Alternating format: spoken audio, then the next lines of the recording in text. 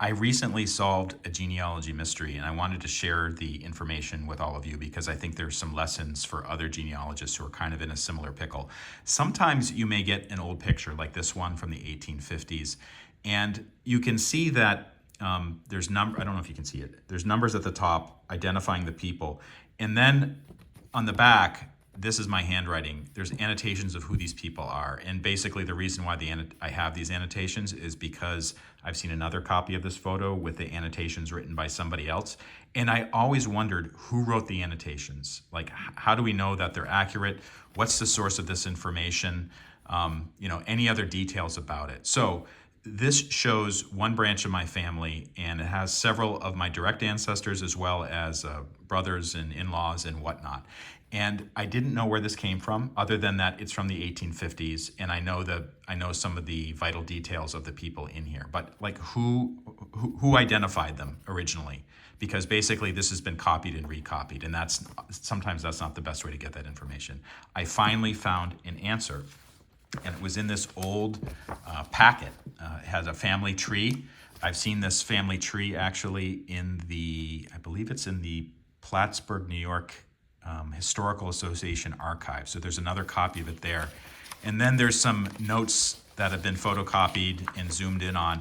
And I originally got this maybe 15 years ago, and I dutifully copied the tree and some of the other information, but I kind of skipped over. I didn't really pay close attention to some of the other annotations that are buried in this document. And then finally, I was just going through my papers the other day, and on the last page, I noticed a note. It said, in 1937, Thomas Cowan of Essex, New York, addressed a letter to my father, William P. Lynch, in the hope of identifying members of a group in a group picture.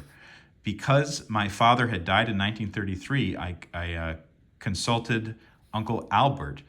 And basically, this annotation identifies how this information was able to be gathered. And Uncle Albert, who had been born in the 1860s, he was able to identify the people, most of the people, and assign names to them. So now I know how these names were identified. I'm going to place an annotation here that describes the source of this information and maybe reference this document right here. But the moral of the story is, actually there's a couple morals of the story. The first one is that sometimes you just can't take something at face value because it's written down on an old piece of paper or in a caption of a photo. It's really important to identify the provenance of the information, particularly if it's from a long time ago. And in this case, it was clear that whoever first got the photo, they didn't know who the people were.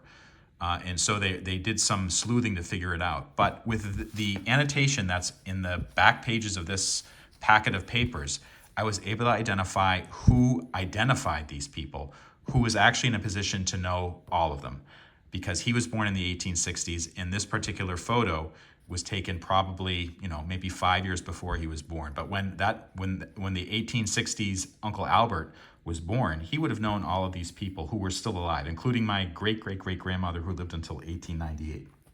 So that's the moral of the story. Don't always trust something just because it's written on the back of a piece of paper. And also, if you can, try to track down the provenance of that information and then record it someplace so it will exist for descendants later on when they're researching it. And then finally, sometimes it's really worth looking through older documents that you gathered a long time ago, just to give it a second read to see if anything else turns up that might answer a question that's come up in the interim or a detail that you've missed or whatever.